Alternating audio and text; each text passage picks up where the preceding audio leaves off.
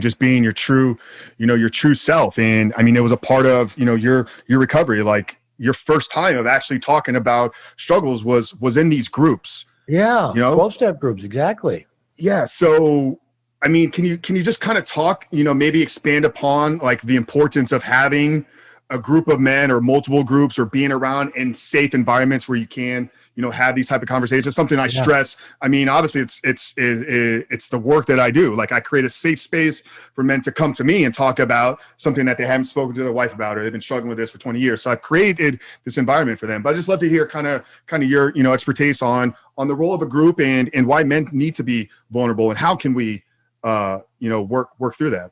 Yeah. In No More Mr. Nice Guy, like the number one piece of advice I give is don't try to do this alone. You did not become a nice guy in social isolation. And this nice guy thing, I'll figure it out. I can do it by myself, because we don't want to be vulnerable. We're afraid of being exposed. I always say, go find safe people. It could be a coach, could be a therapist, a men's group, 12-step group, your minister, maybe a best buddy, probably not your wife, girlfriend, or a family member.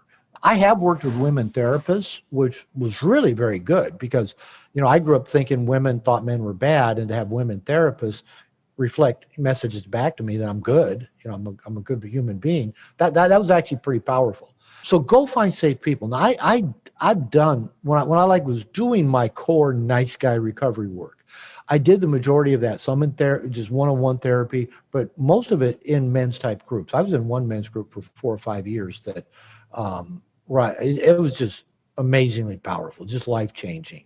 Now I'm, like I said, that was probably 20 to 25 years ago.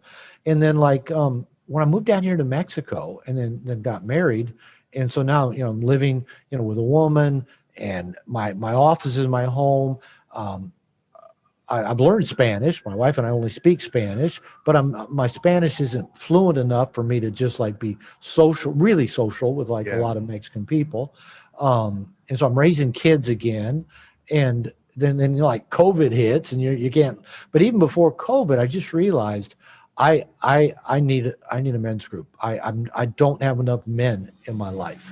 And so I made that a priority, and I was fortunate. Somebody attending one of my workshops told me about a men's program he was in, and I said, I'm signing up. So I called the coach and started coaching with him, and I'm in the third year of doing this men's program with him, and it is so valuable because even still 30 years into this recovery process, I still need the support of men. I still need a safe space. I still need to be called on my shit. Yeah.